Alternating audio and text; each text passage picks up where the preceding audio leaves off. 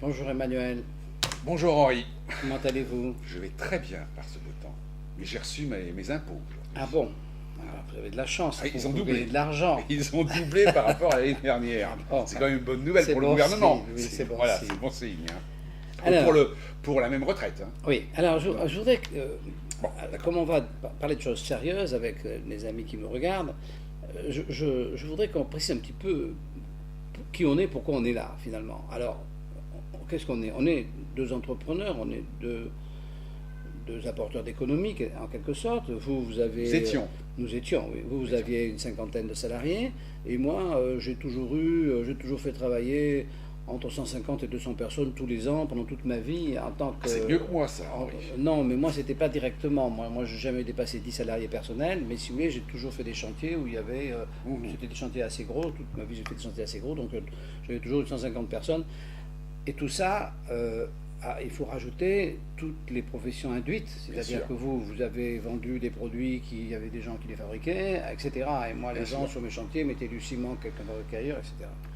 Donc on est des gens qui avant, moi j'ai commencé, je crois vous aussi très tôt, moi j'ai commencé, il a fallu que j'ai commencé à l'époque on était majeur à 21 ans, il a fallu que mes parents me donnent une dispense pour que je puisse m'installer, donc je me suis installé vers 20 ans et j'ai travaillé tout le temps. Donc pendant ce temps-là, je n'ai pas réfléchi, je travaillais 10 heures par jour. Comme tout tout le temps. entrepreneur, Voilà. en théorie. Et je n'ai ça. pensé qu'à ça tout le temps, donc je n'ai pas eu le temps de réfléchir à autre chose. Et c'est dans ces conditions que je suis arrivé il y a 15 ans, donc j'avais 55 ans, où j'ai été descendu en vol, on peut dire les choses comme ça, par le fisc qui m'a, poum, arrêté net. Le scud fiscal. Oui, paf, arrêté net. Et vous, c'est pareil. Donc on a été arrêté net. Ça veut dire qu'à l'âge où on était arrêté, si on nous avait laissé continuer, on aurait continué à faire travailler des gens, on aurait continué à être des éléments économiques, des acteurs économiques. Oui, absolument. Bon, sans problème, quoi. C'était notre vie. Enfin, on l'a fait pendant des années. Moi, j'ai jamais. Ça a toujours marché, quoi. Donc on a été tués volontairement. Donc, alors, qu'est-ce qui s'est passé à partir de là? Moi, quand je me suis vu complètement disparu de la circulation, j'ai essayé de comprendre pourquoi. Et j'ai commencé donc à lire, à essayer de comprendre comment ça marchait, le monde dans lequel j'étais naturellement, auquel je ne prêtais aucune attention. J'ai commencé à me demander comment il marche. Et donc au bout de 3 ans, j'ai pris le besoin d'en parler parce que ce travail que j'ai fait, évidemment, il n'est pas du tout considérable. Vous imaginez que le peu que j'ai lu, m'y suis mis il y a 3 ans, n'est pas comparable à quelqu'un qui aurait mon âge et qui a commencé à lire, parce qu'il est un économiste théoricien, qui a commencé à lire à 18 ans. Vous imaginez la masse qu'on peut lire en 40 ans ou en 50 ans, pendant que moi c'est 3 ans. Donc on demande une certaine indulgence, mais enfin quand même on a fait l'effort d'essayer de comprendre comment ça marche. Alors, après avoir lu pas mal de choses quand même dans ces 3 ans, les deux auteurs qui me sont parus le plus clair, le plus évident, le plus en adéquation à ce que j'avais connu, parce que si vous voulez, ceux qui écrivent, ils écrivent, mais ils n'ont pas la connaissance dite du terrain. C'est la théorie. La théorie, voilà. Alors ils sont très forts dans la théorie, la théorie va sur la théorie, ils enchaînent sur la théorie des autres, etc. Mais enfin, ils n'ont toujours pas la réalité du terrain. Ils n'ont pas mis les mains dans le cambouis. Ouais, ils n'ont pas mis les mains. Nous, on a mis les mains dans le cambouis. Donc ça nous permet de voir par rapport à ceux qui écrivent, ceux qui sont le plus proches de la réalité, et puis les autres qui s'évadent dans des schémas intellectuels toujours passionnants, parce qu'ils ne sont pas cons. Hein, c'est des tronches. Hein. Mais bon, des fois on sent bien qu'ils dérivent et que nous, par rapport à ce qu'on a vécu, ça ne ressemble plus à rien. Alors les deux que moi je trouve les plus performants, les plus proches de ce qu'on peut ressentir, l'un est décédé, c'est von Mises, et l'autre est toujours bien portant et bien vivant, c'est Pascal Salin. Bon, voilà deux personnes qui ont une écriture simple, dont on sent que c'est vraiment, ça correspond complètement à ce qu'on a vécu. Bon, évidemment, Mises on peut pas le voir puisqu'il est décédé, mais Salin, on peut le voir. Il écrit très bien et en même temps, quand il fait un compte rendu, quand il fait un colloque, c'est passionnant. Il parle aussi bien qu'il écrit. Alors, qu'est-ce que moi j'ai découvert chez ces gens? Alors j'ai découvert une chose, la première chose, il y a déjà un certain temps. Ils expliquent que l'économie moderne, depuis déjà un bon moment, l'économie moderne depuis un siècle, 2 siècles, ce qui la caractérise, c'est donc la division du travail. C'est-à-dire que plus personne ne peut être autonome. Dans les siècles passés, les gens étaient autonomes. jusqu'au début du siècle dernier, par exemple, un agriculteur était pratiquement autonome parce qu'il avait sa ferme, dans sa ferme il fabriquait tout ce dont il avait besoin, il avait son bois, son bouffait chauffage. ses poules. Voilà, il avait une activité autonome et il dégageait un petit peu d'argent. Bien. Il dépendait de personne. Voilà, donc cette économie autonome n'existe plus nulle part. L'économie maintenant, c'est la division du travail. Alors, on connaît cet exemple qu'a pris un professeur américain il n'y a pas tellement longtemps, tout le monde a dû voir la vidéo, c'est l'exemple du crayon, et il explique que pour fabriquer ce crayon qui coûte 3 francs 6 sous, il faut quand même qu'il y ait des gens qui aient planté des arbres, qu'il y en ait qui aient exploité les mines de graphique, quand il y a un petit de gomme au fond, il faut qu'ils aient planté des EVA, quand il y a un petit morceau de cuivre, il faut qu'ils aient extrait du cuivre, enfin, il faut que, c'est ça la division du travail, à la fin ça fait un crayon, et dans le prix de ce crayon, il y a la petite partie pour chacun d'eux. Donc ça, c'est la division du travail. Alors ça, si vous voulez, c'est devenu un élément, ça rend l'économie, c'est plus, à partir de la division du travail, l'économie n'est plus une annexe de la vie. C'est-à-dire que si on rompt cette division du travail, on meurt. Par exemple, quand les écologistes, c'est pour ça qu'on peut dire beaucoup de mal de deux types de gens, d'une part les écologistes, d'autre part les syndicalistes. Alors les écologistes, pourquoi? Parce qu'ils font croire aux gens que chacun pourrait redevenir autonome. Et c'est un énorme mensonge. On pourrait redevenir autonome, mais il faudrait zigouiller les 2/3 des Français. Peut-être certains y pensent, hein, ça s'est fait il n'y a pas si longtemps que ça. Hein. Mais si vous voulez... Pas 2/3 quand même. S'il faudrait retomber... Non, à l'époque, non, mais là, il faudrait retomber, si vous voulez, à une quantité. Parce que aujourd'hui, par exemple, une ferme, ça doit dépenser, je ne connais pas les chiffres exacts, mais une ferme d'une 30 ou 40 hectares, ça doit dépenser 20 000 litres de fioul par an, je suppose. Hein. Peut-être, oui. Bon, vous enlevez les 20 000 litres de fioul à la ferme, on ne produit plus rien. Impossible, on ne peut plus produire rien. Bon, parce que tout marche avec des moteurs. Voilà. Donc, si vous voulez, c'est pareil pour les graines, c'est pareil pour tout vient d'ailleurs. Tout vient d'ailleurs. Donc, si vous voulez, chacun n'est qu'un assembleur de quelque chose ou un participant à un petit morceau. Oui, oui. Voilà. Donc, quand les écologistes font croire que l'on pourrait avoir une indépendance, même nationale, c'est absurde. De la même manière, quand les syndicats font croire que les opérateurs économiques, c'est pas très important, que de toute façon l'argent, il faut qu'on se le partage, et qu'il n'y a qu'une chose qui compte, c'est le bonheur, c'est absurde là aussi. Parce que là, c'est pareil. Si on élimine les opérateurs économiques, c'est la ruine. Ça veut dire que, si vous voulez, on meurt. C'est-à-dire que c'est où l'économie est devenue un élément essentiel de la vie. C'est-à-dire où l'économie et la division du travail marchent, où ça ne marche pas et on meurt. Voilà. Donc ça, c'est quand même une nouveauté. C'est quand même quelque chose de grave. Et donc, si vous voulez, je pense que c'est un élément que l'on finit par comprendre. Quand on a un peu lu, on se rend compte que c'est ce qui se passe. Alors, donc, ce point essentiel de l'économie, il y a quand même un désordre entre le fait de l'importance de l'économie quand on commence à s'y intéresser, quand on commence à comprendre comment elle marche, oui. Et non pas comme nous de la vivre. Quand on se rend compte de cette importance, on se dit, mais tous les jours, on nous parle à la télévision, dans les journaux, on nous parle de politique, on ne parle jamais d'économie, on parle jamais on nous dit que l'économie va mal, mais on pense à des solutions politiques. Et ça, alors, c'est une drôle d'affaire. Et où je voulais en arriver aujourd'hui, c'est avec ce livre qui s'appelle La bureaucratie, von Mises fait comprendre une chose très simple. Il explique que la bureaucratie est nécessaire au tyran parce qu'il doit imposer sa volonté, et donc la population, pour qu'on lui impose la volonté, il faut une bureaucratie. Et il explique que dans le sens inverse, c'est-à-dire que dans une entreprise, il ne peut jamais y avoir de bureaucratie. Pourquoi? Parce qu'une entreprise n'impose jamais rien, parce que la personne qui commande, c'est le client, et que donc on a un bilan, et que dans chaque secteur de l'entreprise, même si elle a 20 000 salariés, on refait des petites unités, et chaque unité doit rendre des comptes. Et chaque unité est attachée à des comptes comptables, et quand ça ne fonctionne pas, il faut qu'elle explique pourquoi ou qu'elle dégage. Donc, si vous voulez, à partir de la lecture de ce livre... Ça, c'est la vraie vie. Voilà, c'est la vraie vie. Et alors, à partir de la lecture de ce livre, on s'aperçoit, on comprend, en fait, la différence qu'il y a entre la démocratie et la dictature. Et ça, c'est une révélation. Et ça, c'est passionnant. Et ça va nous amener à une proposition qu'on va faire et sur laquelle on va travailler. Alors, je prends ce document dont j'ai fait un exemplaire pour vous le montrer. Alors, dans ce document, qu'est-ce qu'il y a? En haut, il y a donc l'organisation économique, politique planifiée, donc c'est le sommet de l'État. C'est le sommet de l'État qui décide. Donc, vous voyez, la flèche descend, administration chargée de l'exécution. Dans cette administration, évidemment, il y a une administration transparente, une administration normale, et il y a évidemment une administration occulte. Il y a une administration comme, si vous voulez, c'est un petit peu comme la police. Pour rendre l'ordre, le dictateur a une police transparente qu'on voit dans la rue et une police occulte. Politique, plus occulte.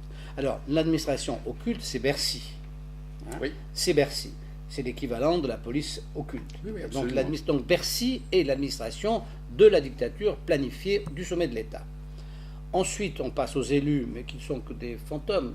On sait très bien que ces élus n'ont aucun pouvoir, donc ils sont là. Et ensuite, on arrive aux citoyens soumis. Donc, nous, qui n'avons pas le choix que de subir ce qui a été décidé en haut. On est bien d'accord. Hein. Oui, mais enfin, est-ce que véritablement, est-ce que c'est toujours le sommet de l'État, c'est-à-dire les politiques c'est les politiques, c'est les politiques, c'est les administratifs. Le sommet de l'État, c'est quelque chose d'un amalgame. Le sommet de l'État, en fait, il n'y en a qu'un. Il y a un président de la République qui fait ce qu'il veut. Il a tous les pouvoirs.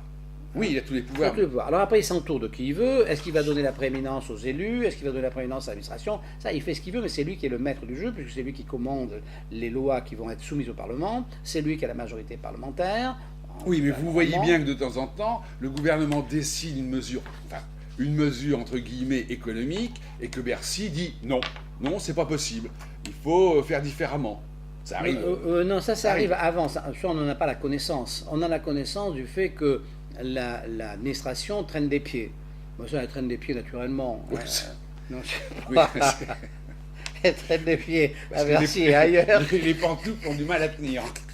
Et oui, c'est ça. Il ne faut oui. pas courir, parce que si on court, on perd sa pantoufle. Donc ça, les élus, citoyens soumis. Citoyens soumis, dictature politique et économique. La démocratie, c'est quoi? La démocratie, ça marche dans l'autre sens. La démocratie, on a donc des citoyens libres et actifs qui émettent des opinions et qui sont consultés sur tout budget. On va y revenir sur cet élément, c'est l'élément essentiel. Ensuite, il y a des élus qui soumettent leurs projets et leur budget aux citoyens par le système des élections. Ensuite, ça remonte, il y a une administration qui, elle, est un relais dans l'autre sens, c'est-à-dire qui synthétise la demande de la population et qui la transforme pour la présenter au sommet de l'État. Et au sommet de l'État, on met en œuvre ce qui est arrivé depuis en bas. Ça, c'est la démocratie. C'est comme ça que doit marcher la démocratie. Voilà. Oui, donc, mais est-ce qu'il y aurait un changement à l'heure actuelle, même si, au lieu d'avoir ce schéma-là descendant, on a ce schéma-là montant? Parce que ce qu'il ne faut pas oublier, c'est que les entrepreneurs, les gens qui pensent une économie saine, sont quand même une minorité. Les citoyens soumis et qui ont été gavés de propagande depuis des années, je veux dire, eux, à mon avis, n'aiment pas, les entrepreneurs, parce qu'ils gagnent plus d'argent qu'eux. Ils s'en foutent de savoir s'ils travaillent beaucoup ou quoi que ce soit. Ils gagnent beaucoup d'argent d'eux, et ils pensent que l'État doit tout leur donner. Alors, la confusion entre le citoyen et l'État, effectivement, elle n'est pas nouvelle. Tout le monde sait que lorsque Staline était au maximum de sa méchanceté et de ce qu'il faisait d'odieux, les gens pensaient en Russie, mais c'est pas possible ce qui se passe. Si Staline était au courant, il arrangerait les choses. Bien sûr. Ce qui était complètement fou. Comme Mao aussi. Voilà. Donc, en fait, c'est vraiment un problème structurel. C'est pas un problème d'homme, c'est un problème structurel. Alors, pour ce système démocratique, si vous voulez, il a existé à l'époque, mais uniquement philosophiquement. C'est-à-dire que la démocratie a existé déjà. Elle a fonctionné dans ce sens-là. Mais elle fonctionnait pour des problèmes... Vous nous parlez d'Athènes, là? Non, je vous parle du 19e siècle. Après la Révolution, ça a été mis en place, ça marchait. Mais ça n'est pas adapté, ça a perdu son sens avec la division du travail. C'est ça le gros événement, c'est la division du travail. Alors si on veut que ça reprenne son sens, effectivement, c'est là que tout à l'heure vous plaisantiez, mais il faut qu'on arrive sur la 6e République. Mais c'est pas très compliqué. Moi, les propositions que j'aurais à faire, elles sont très simples. Parce que il y a un modèle de de gestion économique collective qui existent, qui marchent très bien, qui sont les règlements de copropriété. Alors, les règlements de copropriété, pourquoi ça marche? Parce que quand vous avez votre réunion de propriété, la chose dont on discute en premier, c'est le budget. Oui. Et une fois qu'on s'est mis d'accord sur le budget, on parle éventuellement de la convivialité, de ce qu'on pourrait faire, on parle d'autres choses. Le plus important, c'est le budget. Voilà, on parle d'abord du budget. Alors, si dans notre système démocratique, imaginons que les élus soient élus et l'obligation légale de présenter un budget.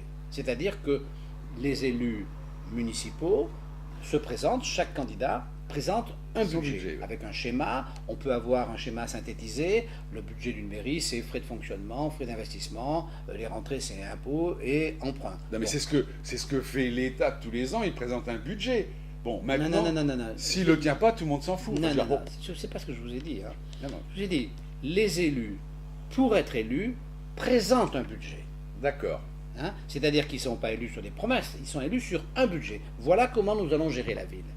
Et ce budget, il faut qu'ils aient un engagement, ils sont surveillés par exemple par la Cour des comptes, et si ce budget ils ne l'appliquent pas, il faut qu'ils aient des sanctions personnelles. Voilà. Interdiction d'être élu, on est bien d'accord, etc. Donc ils doivent tenir ce budget. Donc ça veut dire que là on rentre dans la responsabilité qu'ils n'ont pas. On rentre dans la place que doit avoir l'économie dans notre nouvelle société, qui est une société de division du travail. C'est-à-dire qu'on introduit dans l'acte politique cet élément qui est devenu essentiel, c'est-à-dire l'économie, la division du travail. Donc, nos élus locaux doivent présenter leur budget. Ça amène deux choses. Premièrement, ils sont tous obligés de présenter un budget, donc ils vont présenter un budget. Ça veut dire que ces budgets doivent être suffisamment synthétisés et simples pour que les gens les comprennent. Et cette compréhension des budgets, on doit l'enseigner à l'école, aux enfants, tout de suite. Il faut qu'on leur explique comment on comprend un budget municipal. De telle sorte que quand ils seront grands et qu'ils auront à voter, ils savent pour qui ils votent et pourquoi ils votent. Mais on peut imaginer des budgets qui puissent être votés avec une part de déficit parce que la population considère que telle ou telle chose doit être faite. Voilà. Donc, et pareil pour les élus nationaux, qui, comme on a des grands partis, il y a 5 ou 6 partis, ou 7 ou 8, peu importe, ces partis doivent être tenus aussi de présenter un budget. C'était obligatoire. Donc à partir du moment où on a ce fonctionnement, on est bien dans ce sens-là, c'est-à-dire qu'on part bien d'en bas et on remonte en haut. On est en démocratie. Donc on pourrait parfaitement être en démocratie. La seule chose qu'il y a à modifier, c'est de faire en sorte que l'économie soit réintroduite dans le débat public, puisqu'elle est un élément essentiel, et on le voit bien aujourd'hui, on en a déjà parlé ensemble, on a déjà dit que l'économie servait dans les guerres maintenant, qu'on a...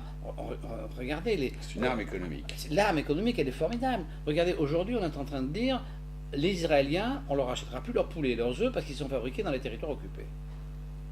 La Russie fait pareil avec nous. Elle dit, plus les voilà, poulets donc français. ça veut dire que, si vous voulez, ça veut dire que vraiment l'économie est un élément essentiel. Pourquoi? Parce que plus personne n'est indépendant. Donc, si vous voulez, on est obligé de penser à cette division du travail et au fait que l'économie est devenue un élément du ciment social. Donc, on élit toujours un président. On est bien d'accord. Oui, alors ça, moi je pense que là, du coup, c'est pas quelque chose... Je pense que le président, alors c'est vraiment un élément, l'élection par le président, c'est De Gaulle qui a inventé ça. Non mais disons que le parti qui sera au pouvoir, qui ait un président, que ce soit un Premier ministre... Oui, il faut que ce soit un président qui ait des moyens qui ne dépassent pas ce que lui autorise le Parlement. C'est-à-dire comme aux États-Unis. Avant d'être élu, ne peut rien faire que le Congrès ne veut pas accepter. Avant d'être élu, il présente un budget lui aussi. Il présente le budget de la France. C'est pas lui qui... À mon avis, c'est pas lui. Le président, c'est pas lui le patron. Le patron, c'est la majorité du Parlement. Alors donc la majorité du Parlement doit présenter un budget pour prendre le pouvoir. Oui, les partis, dans mon idée, dans cette sixième République, les partis présentent un budget national. Les partis présentent un budget national, absolument. Et ils sont responsables. Ils sont responsables du budget qu'ils ont présenté. Alors absolument. Donc si les parlementaires, mettons, les parlementaires de gauche à l'heure actuelle, qui ont la majorité, présentent un budget et ils sont élus ou... Mais non, à mon avis, ils ne sont pas élus, là. On ne sait pas. On ne sait pas. S'ils avaient présenté un budget... S'ils promettent leur budget... Non, mais s'ils avaient présenté un budget il serait ou pas élu, ou en ce moment, il serait avec un contentieux terrible. Qu'est-ce qui parce que devient... tout ce qu'ils ont promis, ça s'est pas passé. Voilà. Donc, tous ces parlementaires seraient plus réélus. Ah ben non, ils perdraient Ah le bah là, droit. c'est sûr que le budget, il sera appliqué. Ben évidemment. Bah oui, comme la soupe est bonne... Non, mais enfin, il n'y a pas de raison, si vous voulez, qu'ils n'aient pas une faillite personnelle comme nous. Ah mais non, mais Vous ne faites pas vos affaires, faites faillite. Donc eux, ils ne font pas leurs affaires. On ne va pas faire faillite au pays. Mais eux, ils font faillite et eux, ils disparaissent du circuit. Celui qui est élu et qui ne fait pas ses affaires, il disparaît du circuit. Très bien. Bon, voilà. Donc voilà, moi, ce que je voulais dire aujourd'hui. Moi, je vote pour la 6ème République. Je suis tout à fait d'accord on avec est donc vous. déjà Oui, tout à fait d'accord. Là, on proclame aujourd'hui la 6ème République. On installe qui est en marche. Qui est en marche. Qui est en marche. C'est clair. Hein, et d'une manière qui a quand même été expliquée clairement. Ouais. Hein, c'est pas, oui. pas une fantaisie. Même moi, j'ai compris. Ah bon. C'est pour vous dire. Moi, hein. j'ai mis du temps, mais aussi j'y suis arrivé. Non, parce que moi, je lis beaucoup moins que vous. Hein. Je lis des romans policiers ou des biographies historiques. Et non, mais moi, j'essaie de comprendre ce qui m'est arrivé. Moi, je lis pas pour épater la galerie. Je lis parce que je me dis, mais c'est pas ce qui m'est arrivé. Ça arrive à des milliers de gens. C'est d'une telle absurdité. Où est le problème? Pourquoi ça fait ça? Qu'est-ce qui se passe? D'une telle absurdité, d'une telle violence. Comment on met des gens en dehors du circuit? Comment on les ruine? Pourquoi? Oui, eh bien parce qu'on est en dictature. Voilà. Et on est dans une dictature que les gens subissent sans en avoir conscience. C'est ça le problème de la dictature. La dictature, c'est épouvantable. C'est simplement un changement. Et les gens en redemandent. C'est-à-dire que c'est le bourrage de crâne. Ça déresponsabilise puisque ça marche dans le sens du haut vers le bas. Donc quand vous êtes en bas, vous n'êtes pas responsable. Bon, donc finalement, ça peut paraître confortable. Et ça a l'air confortable. Et les gens se disent, mais la dictature, c'est pas si mal que ça. Simplement, c'est qu'on n'a pas le bon dictateur. Si on avait un dictateur intelligent, gentil, honnête, qui nous aime, ça serait formidable.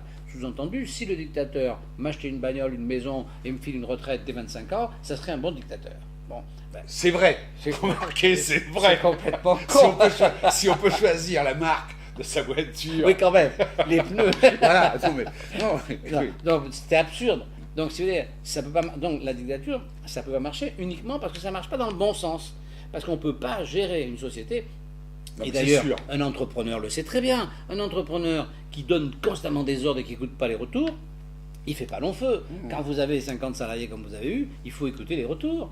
Mais quand vous avez des chantiers, vous avez des entreprises, il faut écouter les retours. Alors, il faut faire le tri parce que c'est pas toujours très honnête, mais enfin, il faut écouter les retours. Mais là, ils n'écoutent aucun retour. Hein. Aucun retour. Oui, mais il n'y en a pas. Hein. Non, si, il y a des retours, mais ils les écoutent pas parce qu'ils ne sont pas sur le terrain, ils vivent dans leur bulle. Il n'y en a pas parce que ces retours, ils ne sont pas faits. Il n'y en a pas. Il n'y a pas de retour parce que la presse ne fait pas les retours. Ah non, ça voilà, la presse ne fait pas les retours. Donc les retours, ils sont comme ça, là, sur le net, on est quelques-uns, une centaine, bon, c'est rien du tout. Non, mais des retours, ils doivent en avoir quand même. Il y a tant de... Moi, j'ai lu un article dernièrement qui cite qu'une entreprise fait faillite. Il y a une entreprise qui fait faillite en France toutes les 8 minutes et demie. C'est énorme. Oui. Il paraît que c'est... Oui, à 29, ça fait peur. Non. Bon, donc, ils ont quand même les retours. Ils voient bien qu'il n'y a plus d'argent qui rentre, que les gens font faillite. Je ne pense pas qu'ils aient les retours de ça, non. Moi, je ne pense pas. Parce que ils ont leurs écouteurs mais je pense que structurellement, ils n'ont pas ces retours-là. Ils ont d'autres retours, ils ont des retours qui sont conformes à ce qu'eux, ils ont envoyé. Ils n'ont pas de retour dans l'autre sens. Ils ont un système qui est fait que pour aller vers le bas et imposer ce qu'ils croient être juste. Parce que, comme tout dictateur qui se respecte, il pense qu'il fait le bien. Bien sûr. C'est qu'Hitler était persuadé qu'il serait récompensé, que le monde entier lui dirait merci. Oui. Bon, et Staline pareil, etc. Enfin, les types, ils croient, ils sont absolument persuadés que ce qu'ils font est bien. Mais ça ne peut pas être bien parce que structurellement, ça ne marche pas. Quand ça va du haut vers le bas, ça ne peut pas marcher. Il faut que ça aille du bas vers le haut. Et il faut que ça aille du bas vers le haut sur le problème essentiel de notre monde d'aujourd'hui, c'est-à-dire sur l'économie, la division du travail, qui est l'élément essentiel de notre vie. Ça sera très difficile parce que les citoyens sont, comme vous dites, les citoyens soumis. Ils sont soumis depuis 20, 30, 40 ans à un lavage de cerveau qui est dans ce sens-là.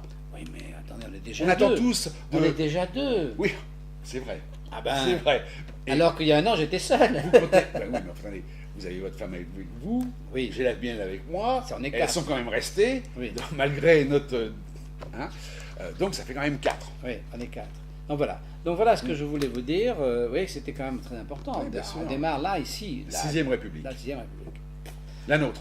Alors après, on parle un peu de littérature, c'est toujours pareil. Hein, on a la bureaucratie. Alors ça, c'est formidable. Voilà. Ça, c'est la bureaucratie. Il va falloir que je le lise. Ah oui, ça, c'est vraiment très bien. Bonne mise. Ça c'est mon téléphone. Alors, que j'ai après, pas nous éteint. avons d'Andrei Sakharov, Mon pays Alors, et Le Monde. on a 3 livres là qui sont 3 prix Nobel. C'est quand même ça Ah qui oui. est intéressant. C'est Il ça a qui eu est- un prix Alors, Nobel, lui? Oui, oui, bien sûr. Ludwig von Mises a eu un prix Nobel. Sakharov, un prix Nobel qui n'est pas un prix Nobel politique, c'est un prix Nobel de physicien, je crois. Oui. Mais cet homme qui est un physicien, un homme intelligent, explique dans ce livre, il ne comprend pas pourquoi l'Occident a envie d'être socialiste. C'est pour ça qu'il ne comprend pas du tout. Enfin, socialiste planifié, disons, parce que le mot socialiste, c'est différent. Il ne comprend pas qu'on puisse avoir envie de la planification, parce qu'il sait que ça finit au goulag, quoi. Hein. Donc, c'est très poignant, ce livre. Il a compris, lui. Oui, il n'a pas tout compris, parce qu'il avait tellement, de masques, il y avait tellement de choses invisibles. Il voit derrière le visible. Hein. Il arrive à voir derrière le visible. Alors, parce qu'il a la chance d'avoir quelques relations, étant un scientifique de haut niveau, il a quand même quelques retours de l'étranger, difficiles, mais très filtrés. Mais il a beaucoup de mal, et on se rend compte qu'un type comme ça, qui est une intelligence pure, c'est du cristal, hein, on se rend compte que cet homme n'arrive pas à comprendre ce qui ne va pas dans son système. Il a du mal, donc c'est extraordinaire donc d'être pris dans... Donc, vous imaginez, le type qui est un peu plus ordinaire, il n'a aucune chance. Ah bah, il comprend rien. Donc on ne comprend pas, c'est très difficile de sortir de la dictature, c'est très difficile. Moi, cette histoire de sens, j'ai mis très longtemps à la comprendre. Et alors là, ça c'est le livre le plus drôle du monde. Hein. Ça c'est un bouquin, ça aussi c'est un... Théorie des Alors, incitations extraordinaire. et Alors, j'ai ça, pas- voilà. Ça c'est un et bouquin... réglementations. Ouais. Ça c'est un bouquin Oula. d'un monsieur qui a un prix Nobel aussi. Et alors, moi je vous ouvre Les gros, hein. une page au hasard, hein, on va prendre une page au hasard, voilà, pour vous donner un petit peu ce que ça donne à l'intérieur. Voilà. Donc, parfaitement illisible, c'est des formules mathématiques. Et tout ça, c'est pour voir comment faire pour calculer un billet de train, comment faire le prix d'un billet de train, comment faire pour que l'État puisse soumissionner sans se faire entuber, pour qu'il puisse produire sans que ça merde, etc. C'est-à-dire que tout ça, pour ne pas arriver à faire fonctionner un État dans ce qu'il n'a pas à faire, c'est-à-dire dans l'économie. Donc voilà, un truc, c'est assez illisible. Hein. Enfin, non, il y a certainement des gens très très intelligents qui peuvent le lire, Oui. mais pour moi, c'est illisible. Et c'est illisible, et quand même, et on comprend en plus, c'est complètement décalé par rapport à la vraie vie. C'est un drôle de truc. Non, Ça doit être un mec qui est sorti de l'ENA. je sais pas. Non, c'est un... Je sais pas, C'est un peut-être. Français? Oui, bien sûr. C'est un économiste. C'est ouais. un économiste de la nouvelle vague qui considère que l'économie ne concerne pas la population et que l'État C'est ça, voilà. doit être le maître du jeu. Donc c'est un économiste de la dictature. C'est des économistes qui n'ont rien compris en fin de compte. Ah, je ne peux pas dire ça parce que ce serait quand même... Bah si, ils n'ont rien compris niveau-là. parce que nous on est dans le Non, réel. mais il est au service de la dictature. Voilà, bah d'accord. C'est un économiste au service de la dictature. Turiféraire. Très bien. Voilà. Bon, bah on se reverra bientôt, hein, parce que Oui. là il est temps de s'en aller. À bientôt. À bientôt. Allez, au revoir.